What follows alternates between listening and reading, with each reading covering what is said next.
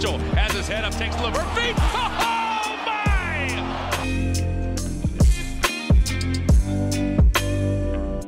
Bonjour à toutes et à tous et bienvenue pour ce nouvel épisode de Beyond the Hoops. J'espère que vous allez bien, moi ça va très bien, je suis Quentin et je serai votre hôte pour cet épisode. Et je ne suis pas seul bien évidemment, je suis accompagné de Benji. Salut Benji, comment ça va ? Hello, hello. Bah écoute, ça va là, je suis content là, on peut reparler un petit peu de basket, la free agency est lancée, les playoffs sont terminés, en plus les JO arrivent, donc je suis bien content.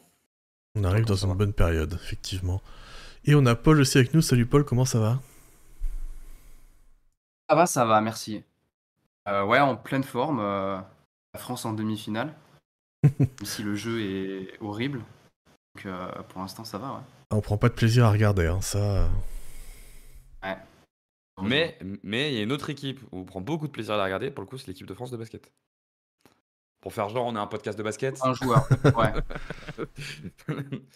Ouais, Ça- oui, offensivement, il y a qu'un joueur qui fait kiffer, je te l'accorde. Non, attends, t'es un peu dur. Il y a que Victor qui fait vraiment kiffer, mais t'as quand même tout le secteur intérieur qui régale. Moi, je trouve que Yabou régale, je trouve que Le Sort, bon là, je sais pas quand on va publier, mais hier a fait un excellent match. Bon, Rudy, c'est Rudy. Je t'accorde que sur les lignes extérieures, c'est pas la panacée. Je te l'accorde. Ouais. Et même dans le Et bon, futur, on n'a pas encore non plus de grands joueurs d'attaque sur les lignes arrière, hein, à part Nolan Traoré qui va arriver d'ici quelques années probablement. Ouais, il y a Ouais, quand même peut-être. Nolan Traoré, donc bon, ça permet d'avoir un peu un fond. Puis Riz Haché, peut-être peut se développer un peu, mais on a vraiment des connecteurs, quoi. On n'a pas trop d'initiateurs, quoi. Ouais, c'est ça le problème, ouais. Donc On a notre Victor, Tony hein. Parker. On a Victor quand même qui joue des pick and roll avec Rudy Gobert et qui fait des step back à 3 points. Donc Ouais. peut-être qu'à 2 ça pourra suffire. Moins de 60 points encaissés sur les JO, on espère, par match. C'est stat assez dingue. Sur les 10 premières minutes, sur le cumul des deux matchs qu'ils ont joué ensemble, Rudy et Victor, ils ont encaissé 2 paniers. Comme la Turquie et Ah l'Allemagne, ouais. ils sont pas des équipes de merde, 2 paniers, c'est quand même dingue. La Turquie, c'était quand même l'équipe B, donc bon, tu te dis...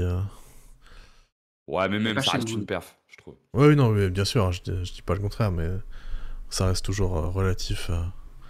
Mais enfin bref, on n'est pas là pour parler de l'équipe de France, on va parler de la Free Agency, on va parler de 3 équipes qui ont un peu bousculé, entre guillemets, on pourrait dire, cette Free Agency. Et ben, je te laisse démarrer si tu veux, Benji, sur ton équipe. Ouais, effectivement, l'idée c'était qu'on puisse vous parler d'équipes un peu en profondeur, de ce des moves qu'elles ont fait durant l'été, même si tout ça n'est pas terminé. Et moi j'ai choisi les Golden State Warriors que j'attendais avec pas mal d'impatience après une saison qui, on va dire, a confirmé le déclin du projet Warriors depuis 2 ans. Eux qui ont été champions en 2021-2022, un peu comme un sursaut. On s'est rendu compte l'année dernière notamment que ça commençait à être très léger. Et donc, il y avait un certain nombre de besoins que moi j'avais identifiés pour eux et que je trouve qu'ils les ont plutôt bien remplis avec cette free agency. Je trouve qu'en fait, le principal besoin qu'ils avaient, c'était d'être moins dépendant de Steph Curry sur le scoring et sur la création. Donc, d'ajouter du playmaking et d'ajouter du shoot en mouvement qu'ils avaient quand même cruellement perdu avec le temps. Le playmaking, ils avaient réussi un peu à le compenser avec l'arrivée de Chris Paul, mais qui a été pas mal blessé et puis qui a des vrais problèmes de vraies possibilités à être utilisé dans des moments compliqués avec son âge. Et sur le shoot en mouvement, en fait, avec le déclin de Clay, avec le fait que Steph est de plus en plus mobilisé sur la création balle en main, bah finalement, t'en avais plus beaucoup. Et donc, je suis assez content de leur mouvement. Donc, pour rappel, hein, ils ont perdu Clay, Saric et Chris Paul et ils ont récupéré Kyle Anderson, DeAnthony Melton et Buddy Hield. Peut-être avant qu'on aille dans le détail là, de ces différents mouvements, de ce qu'ils ont gagné, de ce qu'ils ont perdu, est-ce que vous avez identifié, vous, les mêmes choses pour ces Warriors-là, les mêmes besoins? Ouais, bah, moi, je suis à peu près, je pense, c'est ça dans l'idée. Hein, bon, le shooter en mouvement, peut-être un peu moins, mais... parce que Clay reste quand même un très bon shooter en mouvement, mais bon, bah, il remplace ça par Buddy Hield, qui est probablement le 3e meilleur shooter en mouvement de la ligue, donc bon, c'est pas un souci. Et après, ouais, c'est vrai que tu récupères après Kyle Anderson et DeAnthony Melton qui vont permettre un peu de porter un peu la balle et de faire un peu de connecting, et qui va peut-être pouvoir libérer un peu Steph, donc... ouais, je trouve qu'ils ont plutôt bien répondu à leurs besoins. Ils ont fait une belle free agency compte tenu des finances qu'ils avaient et de la situation dans laquelle ils étaient. Toi, Paul, tu voyais à peu près les mêmes Bon, besoins ou pas? ouais, je voyais les mêmes besoins, mais je trouve en termes de qualité de joueur, c'est pas dingue. J'aime bien le profil de Melton. Alors, il a pas joué en playoff parce qu'il était blessé. C'était peut-être un peu risqué de le mettre face aux Knicks. Mais je sais pas, Buddy Hield, je suis pas un grand fan. Ouais, c'est un super shooter. Mais j'ai l'impression qu'il voulait vraiment remplacer le rôle de Clay en mode un joueur qui shoot, qui fait pas grand-chose d'autre. En tout cas, qui le fait pas à un niveau suffisant. Et Kyle Anderson, c'est pas inintéressant non plus, mais bon, dans une projection de playoff ou même tout au long d'une régulière, moi j'ai quand même un peu du mal avec cet effectif. Quand je vois que le deuxième meilleur scoreur, ce sera sans doute Kuminga. Déjà qu'avec Clay, j'avais du mal en deuxième scoreur en 2024. Kuminga, j'ai encore plus de mal, quoi. Après, ils ont fait une bonne fin de saison l'année dernière. Je crois que sur la deuxième moitié de saison, ils finissent top 4 bilan, je crois, de la ligue. Ils avaient fini top 10 attaque, top 10 défense. Donc il y a encore beaucoup de qualité dans l'effectif. Il y a des jeunes joueurs intéressants. Mais au niveau de la free agency, ils s'en sortent pas mal. Ils ont quand même perdu Clay et Chris Paul. Donc il y a eu des ajouts intéressants. Et pour moi, il y a quand même pas mal de besoins qui sont pas vraiment comblés, quoi. Notamment la création et le scoring à côté de Curry. En fait, moi, je trouve que pour moi, il y avait un besoin d'ajouter du playmaking. Depuis 2 ans, les Warriors mobilisent de plus en plus Steph Curry sur le pick and roll en tant que porteur de balle, ce qui n'est pas leur fond de jeu historique et qui peut avoir quand même certaines limites à un moment. En fait, ils arrivent à générer du jeu, les Warriors, ils ont toujours cette capacité-là, mais ils ont un gros problème depuis 2 ans, c'est un problème de déchets, même depuis 3 ans. C'est un problème de déchets à la création. Ils sont 8e au pourcentage de turnover la saison dernière. Ils sont finalement que 11e sur l'équilibre assist-turnover, alors que c'est une équipe qui arrive à générer beaucoup d'assists. Et en fait, ce que je trouve intéressant, c'est qu'ils ajoutent 3 joueurs qui sont beaucoup plus rigoureux que les 3 joueurs qui perdent. Alors, peut-être pas plus rigoureux que Chris Paul, parce que bon, Chris Paul est un peu un espèce de métronome sur la rigueur, mais au moins que Clay, et ils vont pouvoir répartir un petit peu plus la création. Je pense que l'idée de remplacer Klay Thompson par Buddy Hield, j'ai pas l'impression qu'ils essayent de faire un patch vraiment pour juste remplacer ce qui existait avant. Buddy Hield est quand même un joueur qui, alors ça s'est pas trop vu à Indiana et à Sacramento, quoique ça s'est vu lors de sa première saison à Indiana, c'est quand même un joueur qui est capable de créer sur le pick and roll et qui a montré de belles dispositions là-dessus. Il se trouve que la saison dernière, quand il était aux Sixers, il y avait des vrais problèmes d'absence, notamment à la main. Il y a eu un moment où ils avaient un vrai problème de meneur. Et il a été mobilisé sur de la création, il a été mobilisé sur de la création de pick, et finalement, c'était pas si mal. Il finit la saison 83e percentile aux assists percentage chez les Wings. Donc c'est quand même quelqu'un qui a montré sa capacité à créer. On l'avait vu aussi aux Pacers être capable de faire ça, tout en perdant finalement peu de ballons. Donc je trouve que c'est intéressant, et tu as toujours cette capacité de shoot avec Buddy Hield qui est super intéressante et qui vient compenser le départ de Clay, quoi. Donc moi je trouve que Buddy Hield vient cocher pas mal de cases quand même. Ouais, je dirais quand même que ça manque d'un. De toute façon, enfin, ça manque vraiment d'un porteur de balle secondaire, voire même primaire, vu que t'as Steph que tu préfères l'avoir en off-ball. Et c'est vrai qu'ils ont essayé, ils ont essayé d'aller chercher Lavine, d'aller chercher Paul George, mais ça n'a pas fonctionné. Donc derrière, en fait, qui était vraiment disponible à ce niveau-là, en fait, après, tu te retrouves avec plutôt des connecteurs. Et Buddy Hield qui peut éventuellement parfois gérer un petit peu, mais du coup, c'est vrai que t'as pas comblé ce besoin-là particulièrement. Ouais, je trouve Ouais, c'est que pas- je sais pas si tu as besoin d'un si gros playmaker quand tu as déjà Draymond et Steph. Autant Non, pas un playmaker vraiment, mais un porteur de balle à la Paul George et à la Lavine, tu vois, Ouais, un créateur. plus des scoreurs que des playmakers, en fait. Parce que là, du coup, tu je dois veux dire, compter sur encore une progression de Kuminga, et Kuminga, en termes de scoreur, il a fait une bonne demi-saison, quoi, et c'est tout. en plus, de toute façon, c'est pas un initiateur. Mais c'est pour ça que pour moi, je trouve ça intéressant d'aller chercher un profil comme Buddy Hield. En plus, tu as raison, Quentin, tu l'as précisé, il y a aussi un contexte de marché qui fait que tu peux pas te permettre de faire vraiment ce que tu veux. Mais tu vois, je suis assez enthousiaste sur l'idée de se dire que tu as Hield et Melton pour remplacer CP3 et Clay. Moi, j'ai l'impression que tu as un step-up quand même sur cet équilibre que tu essayes d'avoir autour de Steph et de Draymond. Je trouve que Melton t'apporte quand même vachement plus de certitude sur la défense que Clay CP3 si vraiment tu as besoin à certains moments d'aller envoyer quelqu'un sur un point of attack. Et je trouve que Buddy Hield t'apporte aujourd'hui plus de shooting que ce qu'a Clay et vachement plus de playmaking, notamment pour les minutes de Steph Curry sans Draymond, qui était un vrai sujet cette saison. Et avec la montée de Kuminga, ben, les minutes de Curry sans Draymond ont quand même vocation à augmenter un peu. Donc, je trouve ça intéressant d'avoir ajouté Buddy Hield là-dedans. D'autant que, outre ce qu'on a pu voir, avec les Sixers, avec les Bahamas, Buddy Hield, il joue quasiment meneur de jeu et ça se passe quand même plutôt très bien. La vraie question, c'est est-ce qu'ils vont l'utiliser comme ça ou est-ce qu'ils vont simplement l'utiliser comme un shooter? Je sais pas ce que vous en pensez. J'ai un peu peur qu'il l'utilise que comme un shooter, alors je trouve que ça serait une erreur. Bah, ça reste sa force première, donc si tu l'utilises principalement pour ça. Après, oui, peut-être qu'il aura l'occasion de jouer quelques pics, de pouvoir porter un peu la balle quand l'occasion se présente, mais je pense quand même que son utilisation première sera du mouvement sans ballon.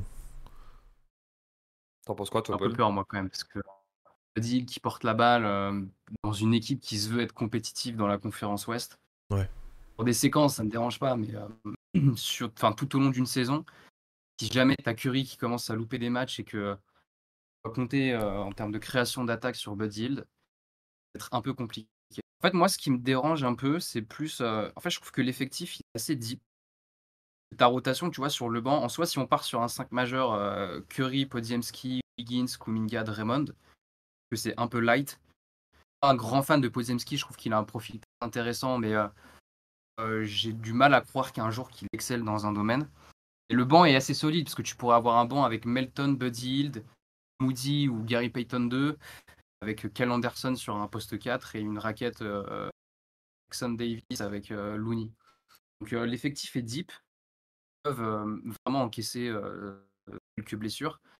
Et à la limite, Kuminga qui se blesse, c'est pas embêtant, mais je trouve que dans cet effectif, si Curry ou Draymond se blessent, même si tu as un effectif deep, en fait, il y a un vrai manque de qualité. Après, bon, il y a quand même des jeunes joueurs. Je veux dire, Moody, il est quand même assez jeune. Je suis pas un grand fan non plus de son profil. Mais au moins, j'aime beaucoup la signature de Melton, parce que c'est vrai qu'ils avaient un vrai besoin sur de la défense post-attaque. Et avec Melton, tu l'as, quoi. Après, tu l'auras sur 20-25 minutes, tu l'auras pas sur 35. Qu'est-ce que vous pensez d'ailleurs du choix qu'ils ont fait le choix? On sait là dans les rumeurs de trade qu'il y a eu que visiblement ils ont refusé d'envoyer Wiggins plus Kuminga contre Paul George. Ils étaient prêts à faire le trade s'il y en avait l'un des deux, mais pas avec les deux. Paul, tu dis qu'ils ont déjà un effectif deep. Est-ce que pour toi c'est un bon choix qu'ils ont eu de ne pas faire le forcing pour avoir Paul George ou pas? Euh, c'est toujours un peu compliqué parce que tu sais jamais si les insiders ils ont raison ou pas. Mais moi, je trouve que Paul George dans cet effectif, ouais, ça aurait fait énormément de sens. Après, je pense qu'il y avait aussi. Enfin, j'avais regardé depuis 2020, depuis la saison 2020-2021, on payait presque 600 millions de luxury tax. Je pense que le proprio, il en avait marre de payer de la luxury tax pour une équipe qui, ok, ils ont gagné en 2022, ils ont gagné quand même qu'une série de playoffs sur les 2 dernières années. L'année dernière, je crois qu'ils ont payé mais un truc complètement fou, genre plus de 200 millions de luxury tax. Ils n'ont même pas fait les playoffs. Je pense qu'il y avait une vraie volonté de peut-être revenir dans un rôle d'outsider et pas dans un rôle de gros favori avec de la star et compagnie. Et Paul George dans le collectif des Warriors, je trouve que ça aurait pu être vraiment cool. Au max, pas sûr, mais ouais, j'aurais adoré voir Paul George à côté de Draymond et Curry, ça c'est sûr. De côté du terrain, c'était très bien. T'en penses quoi toi, Quentin? Ouais, je suis d'accord.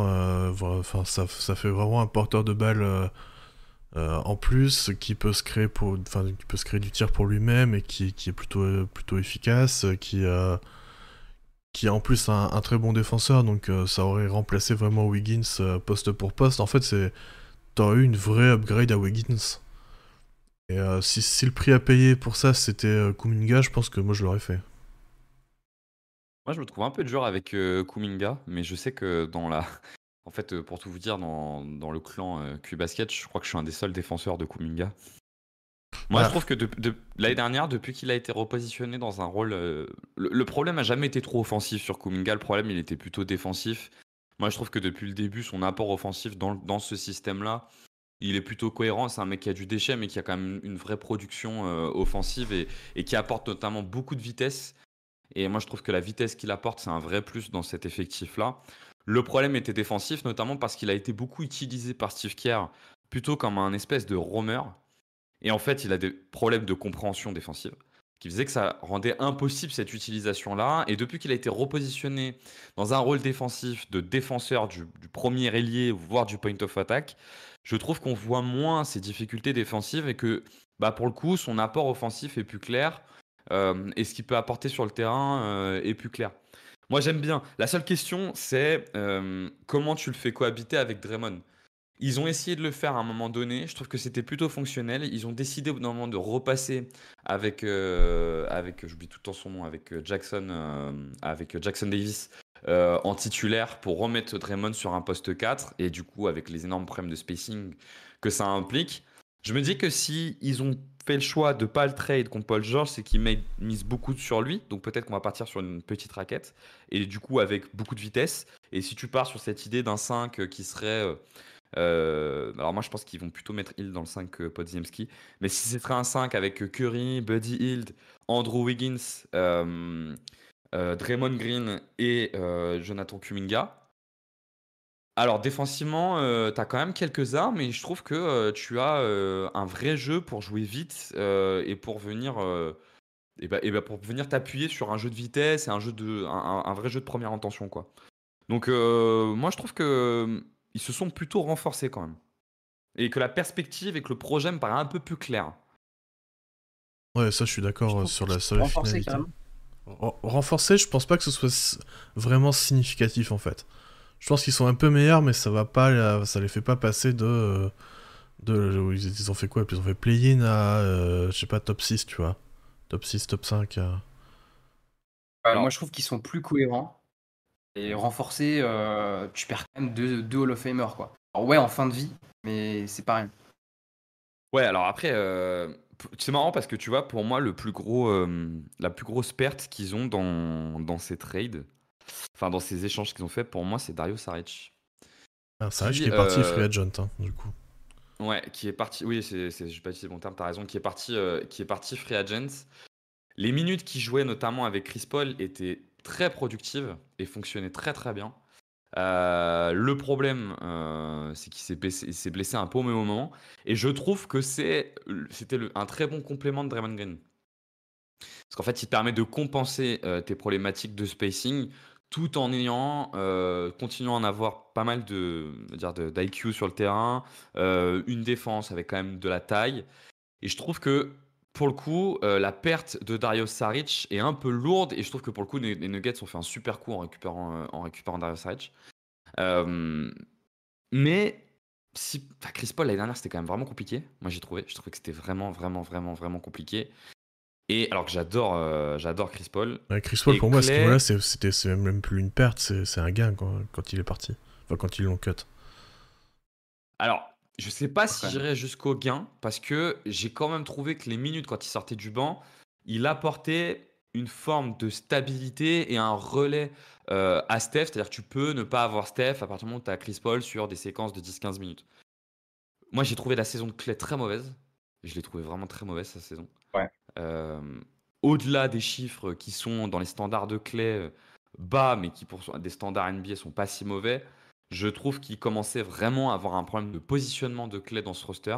C'est-à-dire, on sent cette envie d'être la deuxième arme offensive, sauf qu'il n'est pas du tout capable de l'assumer, à la fois en volume, mais surtout en production. Et donc, pour répondre à la question, Paul, oui, pour moi, en fait, tu enlèves deux joueurs qui étaient presque négatifs dans ce qu'ils produisaient pour ajouter des joueurs qui vont combler certains manques, c'est-à-dire un peu plus de rigueur dans ta façon de partager la balle, des rôles un peu plus clairs. Donc ouais, pour moi, ils se sont renforcés. Même au-delà du rôle, je trouve, j'ai même pas la sensation qu'en termes de qualité de joueur, ils aient perdu, tu vois. Après, l'année dernière, ils font pas les playoffs, mais le problème, c'est que tu as Draymond qui se fait prendre toutes les 2 semaines. Je pense que le vrai visage des Warriors, c'est peut-être celui qu'on a vu sur la deuxième partie de saison. Beaucoup plus satisfaisant que sur la première partie de saison, où il y avait un calendrier très très dur sur la première partie de saison. Donc, ouais, après, le problème aussi, c'est qu'ils n'ont plus rien du trade de pool, c'est-à-dire qu'ils ont une pool contre Paul. et il lâche Chris Paul libre. Enfin, il le cut parce qu'ils n'ont pas garanti. Donc au final, tu as quand même échangé un joueur avec un vrai talent offensif entre une année de Chris Paul où tu n'as même pas fait les playoffs. C'est un peu Justement, en problématique. fait, justement, c'était ça le but pour eux, c'était de récupérer Chris Paul qui avait 30 millions de non garantis. Et du coup, en le cutant, en fait, ça leur permet justement de récupérer Melton, de récupérer Kyle Anderson. Alors que, en récupérant un joueur qui avait un contrat garanti cette année, ils auraient pas pu signer ces deux joueurs-là. Donc, pour moi, c'était vraiment le but, ce Ouais, mais trade-là. ouais, c'est vrai. Mais du coup, si tu avais mieux négocié le trade de Poole, tu aurais pu avoir par exemple une bien meilleure rotation sur les postes de 3 dans ton 5 majeur. Ouais, Mais J'ai à j'ai quel l'impression prix que Poole, quand même, à la sortie des playoffs de l'année dernière, c'était un épouvantail un peu, et que personne n'en voulait, et à commencer par les Warriors, qui n'en voulaient Bah plus. oui, puis les Warriors, il y avait aussi l'embrouille avec Draymond Green, donc Ouais, fallait trade quoi. Et Chris Paul, c'était bien pour eux, les Wizards en avaient pas spécialement l'utilité, donc pareil, c'était bien, c'était un trade où les deux parties s'y retrouvaient. Mais je vois ce que tu veux dire, c'est que pour toi, en fait, ce que tu considères, Paul, c'est qu'il y a une problématique de talent disponible, là, dans ce roster qui commence à devenir faiblard, quoi. C'est-à-dire que c'est vrai que si tu sors de Steph Curry, tu n'as plus en réalité de joueurs capables de porter par séquence une attaque. Non pas sur tout un carton, tout un match, mais ne serait-ce que par séquence. Alors que l'année dernière, tu as Clay qui est quand même capable de les porter par séquence, même si son apport global, pour moi, à part en fin de saison, était plutôt négatif. Tu as Chris Paul qui peut le porter sur des séquences d'une dizaine de minutes. Et là, bon, même si c'était compliqué Chris Paul, tu avais Poole l'année d'avant, et là maintenant, tu n'as plus que Steph. Donc tu mises vraiment sur un effort collectif, quoi. Ouais, voilà. Ce qui me dérange, et c'est pour ça, juste pour revenir sur Kuminga, ce qui me dérange, c'est pas vraiment le joueur en lui-même, mais c'est ce qu'on va lui demander. Parce que je pense que l'année dernière, sa progression, elle est aussi pas mal liée à Chris Paul, et aussi au fait qu'il y avait toujours Clay dans l'effectif. Donc quand tu as Curry et Clay sur le terrain, quand même pas mal d'espace à disposition, quoi. Et j'ai un peu du mal, enfin, je pense que ça va être compliqué de demander à Kuminga d'être un peu la deuxième option offensive de cette équipe. Parce que pour revenir un peu sur sa saison l'année dernière, c'est vrai qu'il a pas mal progressé, notamment en defensive ball, comme tu l'as dit. Et sur ses drives, il a été bien plus efficace. Après, le problème de Kuminga, c'est que quand il drive, il n'est pas capable de lâcher la balle, quoi. Ou alors quand il la lâche, il perd la balle, quoi. Donc c'est un très mauvais passeur, je trouve, sur drive. J'ai plus les stats, mais j'avais regardé à la fin de saison, c'était vraiment catastrophique. Par contre, il est quand même adroit, il a des qualités athlétiques, il a un petit toucher aussi près du cercle. Et ouais, ça me dérange un peu, je trouve Kuminga en deuxième option. J'ai peur que du coup, son efficacité, elle baisse un peu. La conférence Ouest, bah, il y a des équipes, énormément d'équipes qui ont un meilleur deuxième Mais option. tu vois, moi, je l'anticipe pas comme ça, en fait, l'utilisation de Kuminga. Pour moi, on est plus. Enfin, à aucun moment, je me suis dit qu'il allait être deuxième option. Je suis même pas sûr qu'il starte, hein. Je pense qu'il va starter, mais je suis même pas complètement sûr, parce qu'une fois de plus, ils n'ont pas fini la saison comme ça, parce que le problème, c'était que de ne pas avoir de grand à l'intérieur, ils souffraient quand même sur la dissuasion intérieure, et c'est pour ça qu'ils avaient remis Jackson Davis. Et Draymond ne sera pas sur le banc. Il Donc, était blessé à la fin de saison, Kuminga. Parce que moi, je me rappelle qu'il était titulaire en saison. Il s'est ouais, blessé, il est revenu, et sur la toute fin, il était titulaire. alors, sur la toute fin, ils ont quand même Je crois qu'il remis était titulaire parce que Jackson Wiggins Davis. n'était pas là aussi. Ouais, parce que par exemple, le play-in, il le démarre sur le banc. Et effectivement, le 5, c'est Curry, Thompson, Wiggins, Green et Jackson Davis. Donc, je sais pas exactement comment ils vont l'utiliser, mais je pense qu'ils l'imaginent pas comme une deuxième option. Moi, je pense qu'ils l'imaginent plutôt en se disant on va multiplier les connecteurs qu'on a dans l'effectif, on va multiplier les initiateurs secondaires, voire tertiaires qu'on a. Et en fait, Kuminga, il va être utilisé sur ce qu'il fait de mieux, c'est-à-dire de la finition pure, quoi. C'est-à-dire du bout de chaîne et de la contre-attaque. C'est une équipe qui jouait quand même assez vite l'année dernière. Les Warriors, c'était top 10 sur la pace. Je pense qu'ils vont essayer de conserver cette identité-là. Voilà, la vraie question que j'ai, c'est est-ce qu'ils vont laisser Jackson Davis dans le 5, ce qui pour moi serait une erreur, parce que moi, Jackson Davis, je trouve qu'il y a quand même pas mal de limites. Ou est-ce ils vont intégrer Kuminga là-dedans? Kuminga, c'est quand même un joueur, je trouve qu'on a tendance à l'oublier, il a même pas encore 22 ans, hein. C'est encore un gars qui a Ouais, il est 21 ans et qui est en progression constante chaque année. C'est-à-dire que si tu regardes l'ensemble des indicateurs pertinents, tu as une forme de progression sur l'efficacité au tir, tu as une progression, notamment grâce à sa montée sur les lancers francs, tu as une montée en efficacité, tu as une montée aussi en productivité, c'est-à-dire qu'il produit plus, il prend plus de tirs, il a un plus gros volume de jeu. Moi, je trouve que cette année, il y a un gros cap qui a été passé en défense parce que Steve Kerr s'est rendu compte qu'il fallait l'utiliser comme un défenseur on-ball et arrêter de l'utiliser comme un défenseur off-ball, parce que là, il y a des vrais problèmes de compréhension du jeu. Donc, moi, j'ai toujours tendance à penser que les joueurs, quand ils progressent, tant qu'ils sont en train de progresser, j'ai pas de raison de penser qu'ils vont s'arrêter d'un coup de progresser. Alors, plus que l'âge, tu vois.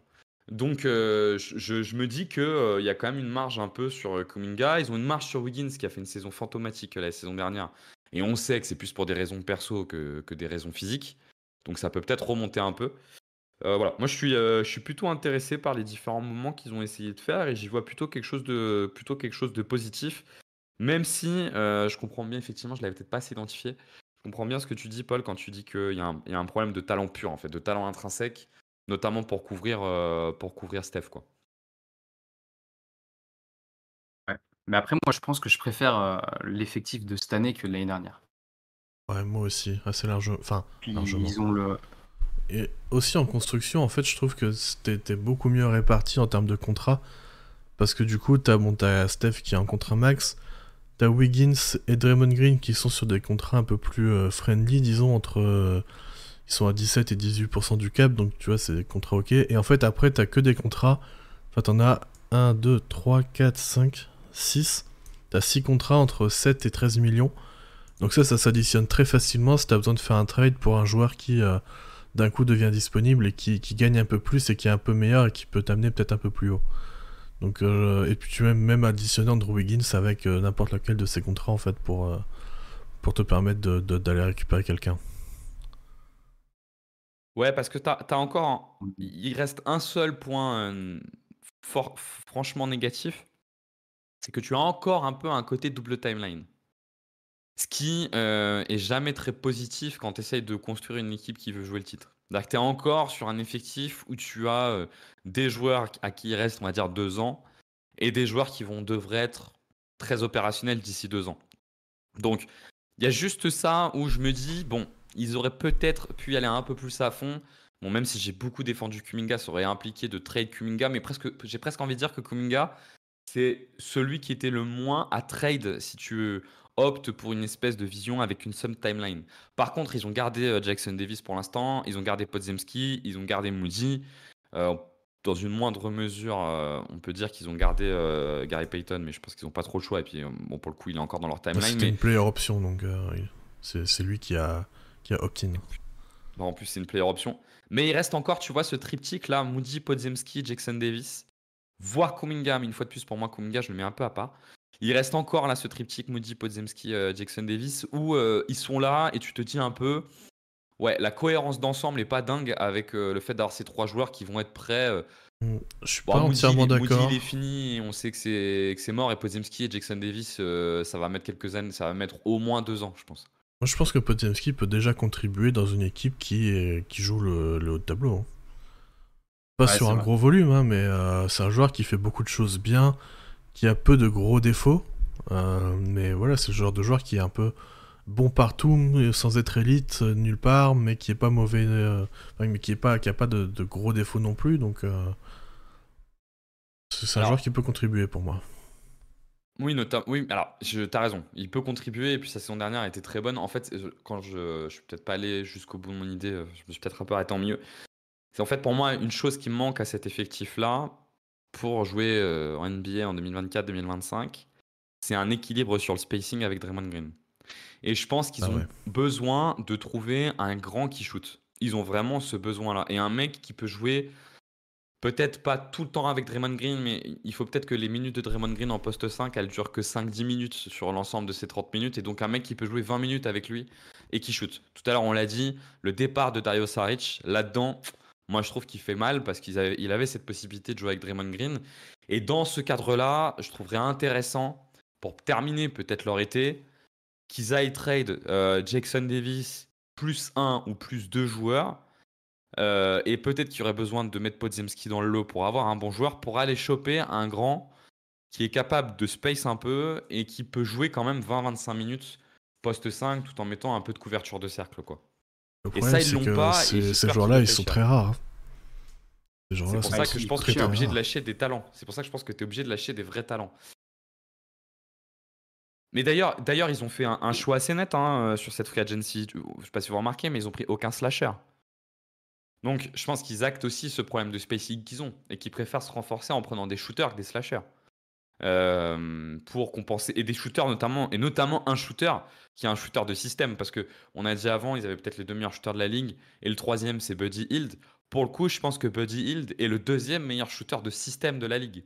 Donc les shooters de système ont cet avantage-là de pouvoir te compenser un vrai manque de spacing en misant sur le mouvement de balle. Là où Clay commençait, moi je trouve quand même à être vraiment un shooter de catch and shoot plus qu'un shooter de tir en mouvement ou de sortie d'écran, quoi.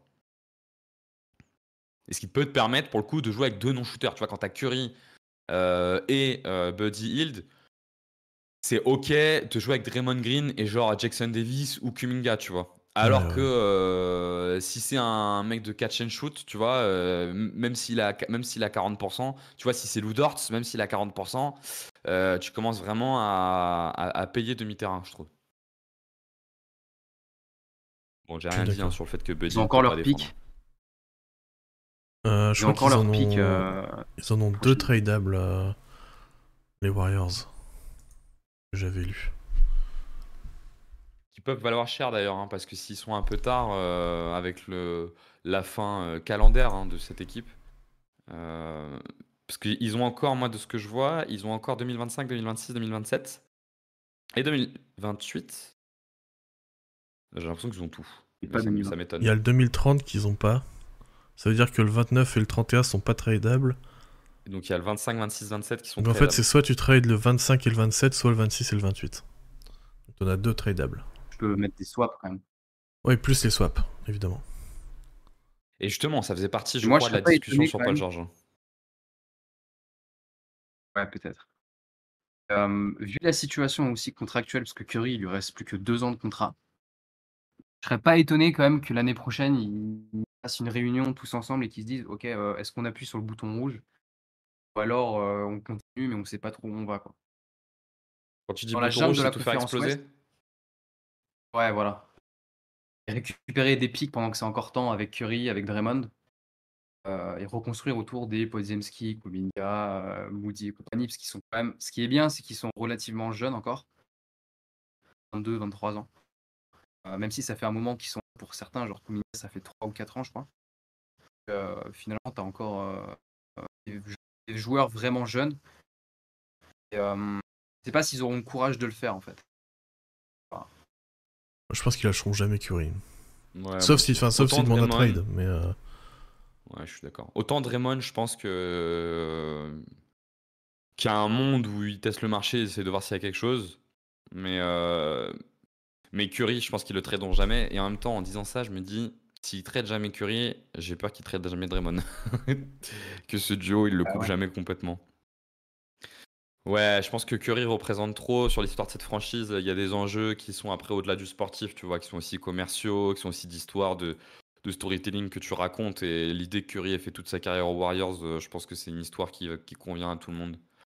Mais bon, ils après, on seront a vu des toujours un trucs plus minimum surprenants. compétitif avec. Ils sont toujours un minimum compétitif avec Curry, même s'ils vont pas, même s'ils perdent au play ou ce genre de choses, ils seront toujours un minimum compétitif avec lui. Donc Ouais, mais après, il y a aussi la question de ce que tu veux récupérer aussi en termes d'assets pour reconstruire. Parce que le Thunder avec Paul George et Westbrook, ils étaient toujours vraiment compétitifs après les 2 ans du duo. On dit, bon, ça fait 2 années qu'on perd au premier tour. On va récupérer le maximum d'assets et faire une grosse reconstruction, sortir le gros tank. ouais, mais Paul Ça, George dans avait 2-3 demandé ans, son on trade. serait bien. C'est parti de Paul George qui demande son trade. Donc après, c'est vrai qu'ils ont décidé de s'asseoir avec Westbrook et d'en parler, mais du coup, c'est quand même parti d'une demande de trade de Paul George. Pas tout à fait et c'est pas tout à fait la même histoire aussi collective. Enfin, Steph Curry, c'est quand même 4 titres, c'est le plus grand joueur de l'histoire de la franchise, enfin c'est un joueur iconique. Je pense que ça compte, mais dans le prolongement de ce que tu dis, en fait, c'est vrai que je m'étais pas dit cet élément-là, mais on peut quand même penser qu'avec Curry, à qui il reste 2 ans de contrat, le fait qu'ils aient pas appuyé sur le bouton, on se met une seule timeline et on mise tout sur les 2 dernières années de Curry-Draymond, nous donne peut-être l'indication qu'ils ne le feront pas. Et notamment qu'ils ne le Ouais. feront pas ni cet été ni l'été prochain. Parce que ça aurait pas de sens de le faire l'été prochain, tu vois. Là, tu as fait partir Clay, il y aurait pu avoir un sens à ce que tu lâches tes tours de draft, tu lâches tes jeunes et tu te dises, allez, on se donne un dernier run de 2 ans, peut-être par exemple avec Paul George, hein. On se donne un dernier run de 2 ans et on essaye à fond d'aller chercher le titre. S'ils l'ont pas fait cette année, je les vois pas le faire avec Steph qui aura 36 ou 37 ans l'année prochaine et de se dire, bon, bah maintenant, vas-y, on tente sur la dernière année, on tente de tout miser, quoi. Donc c'est un enseignement aussi je pense que ça peut être aussi un enseignement de la perspective que se donnent les Warriors. Et donc là, on est typiquement dans l'équipe, dans le front office qui a le cul entre deux chaises et qui sait pas trop comment terminer cette histoire, quoi. Donc qui essaye des trucs sans aller à fond dans un truc. On sait qu'en NBA, c'est jamais très productif. Mais je pense qu'ils vont être chiants, les Warriors. Je pense qu'ils vont être chiants. Je trouve qu'on oublie que il y a 2 ans, ils ont fait une saison qui était pas si dégueulasse que ça. Qui sont tombés contre une équipe des Lakers et que je pense que dans la conférence Ouest, on était bien content que ce soit les Lakers qui tombent contre eux parce qu'ils avaient vraiment le profil à en faire chier d'autres, notamment à faire chier les Nuggets, hein, avec ce shot making sur le pic. Euh, et ils se sont renforcés. Moi, je pense quand même attention aux Warriors, ça peut faire quelque chose d'intéressant. Voilà. Ouais, Et les mouvements me plaisent. ouais, ça pour finir, les mouvements nous plaisent quand même plutôt bien, mais on n'est pas non plus sur du gros changement qui va tout changer, quoi. Ils se sont laissés quand même sous le premier apron. Ouais, Ils étaient hard cap, du coup, c'est ça, ils ont été hard cap au premier apron hein, avec je sais plus quel trade. Le soir de la draft, il me semble. Parce que du coup, ils ont récupéré Lindy Waters contre un second tour, et du coup, vu qu'ils ont récupéré vu qu'ils ont récupéré plus d'argent qu'ils en ont envoyé, ça les a hard cap à la première apron. Mais donc, ils ont quand même fait le choix d'essayer d'être sous le premier apron. Ouais. Donc, ça veut dire qu'ils se gardent une certaine flexibilité. Ils ont fait le choix de ne pas trade leurs jeunes contre Paul George, de garder des pics de draft. Il y a peut-être un monde où ils restent attentifs sur les 3-4 prochains mois pour... Imaginons, tu vois, la saison se démarre... Imaginons un monde où la saison démarre pas mal, ils sont top 5 à l'ouest, ça tourne plutôt bien, la génération là, de mecs qui ont plus de 27-28 ans, ça tourne bien. Je pense qu'il ne faut pas être étonné si ils tentent un trade, notamment pour un big, un trade autour de décembre, janvier, en se disant bon bah en fait il y a peut-être de quoi aller chercher quelque chose avec cette équipe-là. On a fait attention à rester sous le premier apron pour avoir de la flexibilité dans les trades et on le fait à ce moment-là, quoi. Actuellement. Je pense que c'est pas impossible. Eh bien écoute, Dernier vas-y, élément avant de vas-y. finir, mais c'est vraiment là, le petit plaisir. Je suis un peu déçu que l'expérience Garouba n'ait pas fonctionné parce que je pense qu'il avait un profil pour avoir un apport intéressant dans cette équipe. Ils ont fait le choix de plutôt donner du temps à Jackson Davis parce qu'il a cette verticalité qui est intéressante. Je pense que Garouba est foncièrement un meilleur joueur que Jackson Davis et je trouve ça un peu dommage. Mais bon, c'est pas grave, ça fait partie de l'histoire de la NBA comme il y en a plein. Tout n'est qu'une question d'opportunité. Et je vois que Paul est pas d'accord, mais c'est pas grave, c'est pas le débat du jour. Donc ça me permet en plus de conclure avec mon avis. T'inquiète Paul, tu vas pouvoir avoir le dernier mot sur ta franchise. Tu as choisi, toi, les Los Angeles Clippers. Ouais, les Clippers. Les Clippers, un été mouvementé aussi comme les Warriors. Alors, comme les Warriors, eux, ils ont payé une grosse luxury tax sur les 3 dernières saisons. Alors, quand même beaucoup moins que les Warriors. On a 371 millions de luxury tax sur les 3 dernières saisons. Ils ont perdu Paul George. Alors, apparemment, selon les rumeurs, ils avaient proposé un contrat de 3 ans à Paul George. Lui demandait 4. Et les Clippers ne lui ont pas donné 4, je pense. Alors, est-ce que c'est une bonne chose, une mauvaise chose? On aura parlé. Donc, du coup, Paul George s'en va. Donc, ils avaient aussi Harden Free Agent et ils ont prolongé Harden pour l'année prochaine. Il sera à 33,6 millions, donc un tout petit peu moins de 25% du salary cap. Je trouve que c'est pas inintéressant. En tout cas, pour moi, Harden, offensivement, je dis bien offensivement, il avait encore un niveau All-Star, presque All-Star l'année dernière. Ils sont allés chercher sur les ailes pour remplacer Paul George, Derrick Jones à presque 10 millions et Batum aussi qui est revenu à presque 5 millions. Donc un effectif plus deep. Ils sont allés chercher Chris Dunn aussi dans cet effectif et j'aime beaucoup parce que je trouve avaient besoin aussi, un peu comme les Warriors, d'avoir de la défense sur le point of attack. Et Chris Dunn est vraiment allez, 15 meilleurs défenseurs sur le point of attack en NBA. Allez, 20, pourquoi pas 20. Euh, je crois qu'ils sont juste au-dessus de la luxury tax, et vraiment que de quelques millions. Donc un effectif plus deep. Je pense que sur la deuxième partie de saison, ça s'est bien ressenti, le manque de profondeur de l'effectif. Clairement, les role players n'étaient pas au niveau. Maintenant, alors ils ont pris aussi Bamba et Kevin Porter Jr. Et je trouve que bon, il y a encore quelques soucis sur certaines rotations. Je pense à PJ Tucker, qu'il faut arrêter le massacre, il faut l'envoyer ailleurs. Westbrook aussi, il faut arrêter le massacre vu la tête de ses playoffs. Et je pense que Je tu pense peux que aussi personne en récupérer veut. 2-3 trucs avec. Le problème, c'est que personne en Ouais, veut, c'est un je peu pense. ça le problème. Ah, ça, ils sont obligés de mettre des seconds Et tours il avec reste pour Kofi les et Bones tâches. Island aussi. Ouais, et ils en ont pas jusqu'en 2029 des pics. Ça va être compliqué. Donc tu seras peut-être obligé de mettre du Bones Island ou du Amir Kofi pour envoyer les Westbrook et PJ Tucker ailleurs. Et ce qui est bien, c'est qu'il y a quand même encore un petit peu de marge pour améliorer l'effectif, notamment sur les ailes, même s'ils ont plus de profondeur, comme on l'a dit.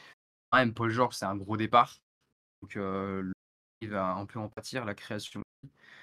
Maintenant, un peu comme les Warriors, je trouve que leur été est cohérent. Je me demande si je préfère limite pas l'effectif de cette année que de l'année dernière, même si j'adore Paul George.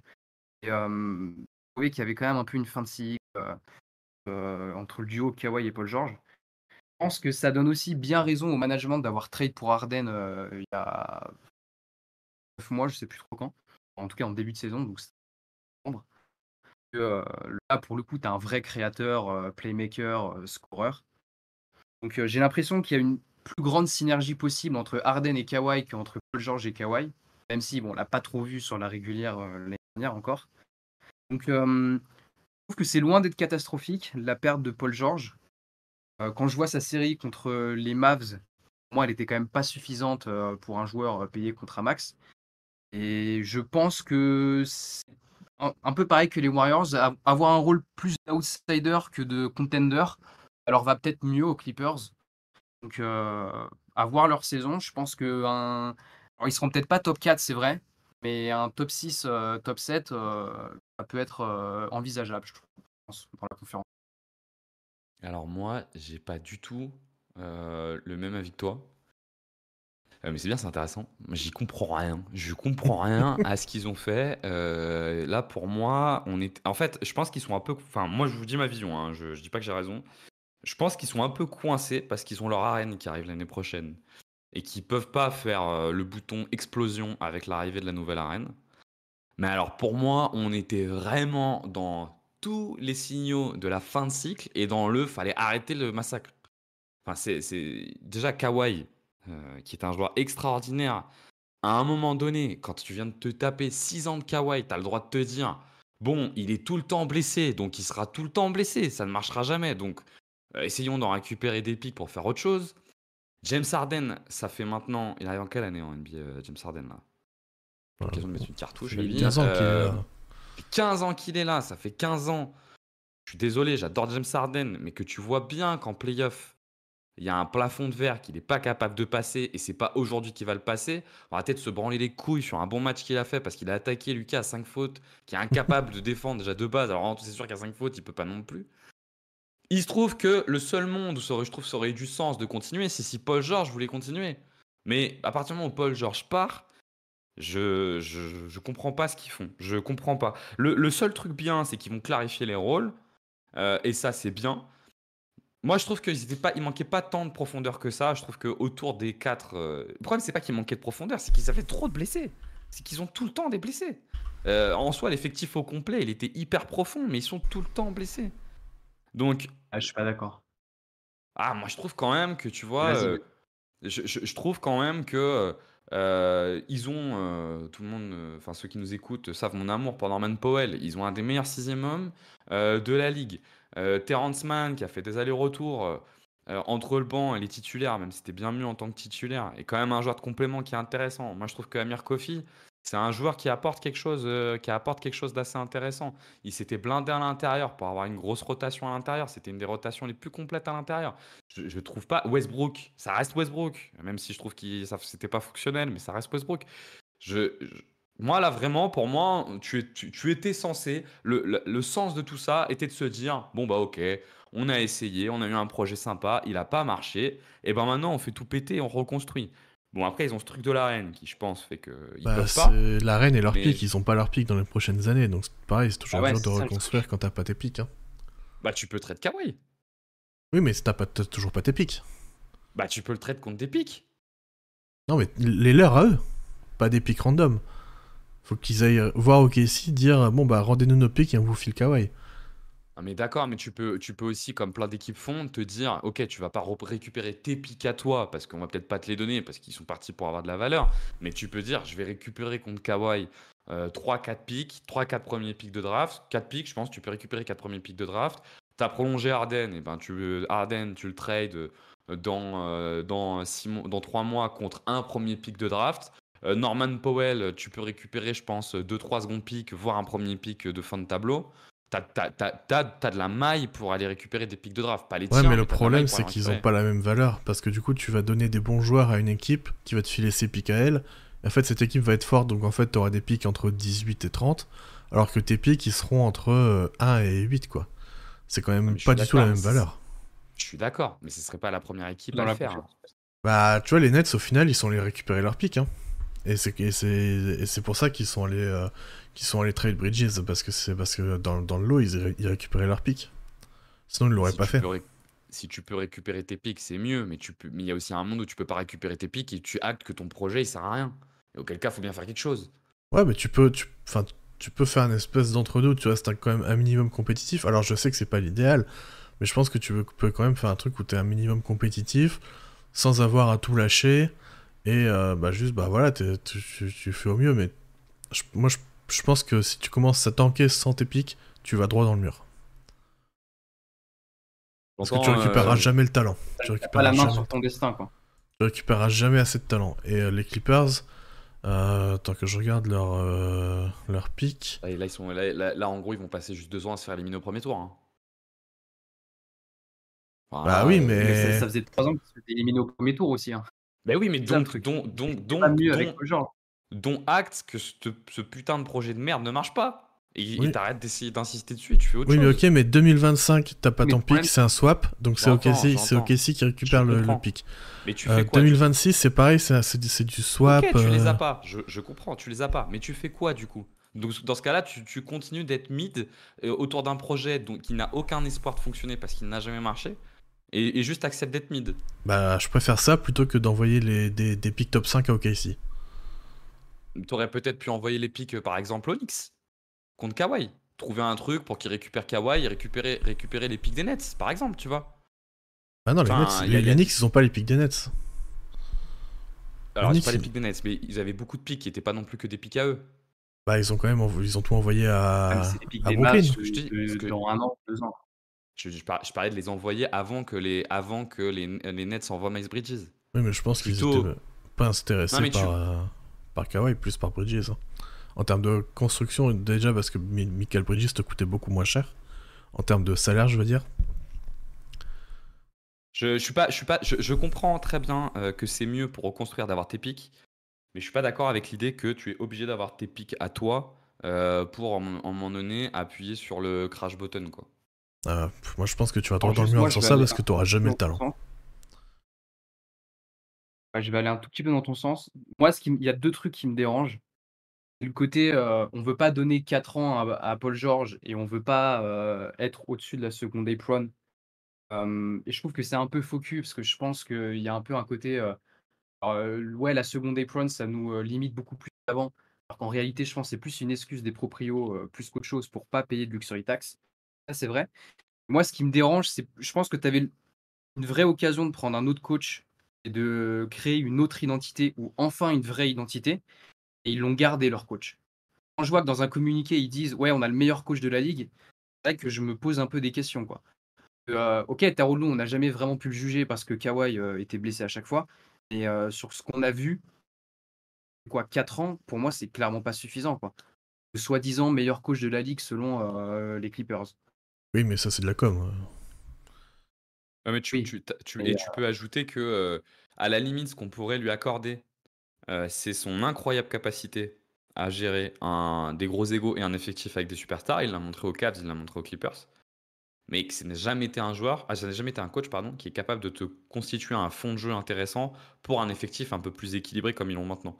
Donc, dans le prolongement de ce que tu dis, encore, ça a du sens de garder Ty Lue quand tu as 3, 4 très très très forts joueurs et que tu dois arriver à faire cette partie-là de management et d'organisation du jeu primaire. Mais alors là, en plus, avec un truc un peu plus, où ça demande un peu plus de créativité en tant que coach, je suis d'accord avec toi que ça n'a pas de sens. Moi, de toute façon, je trouve que globalement, ça n'a pas de sens, hein.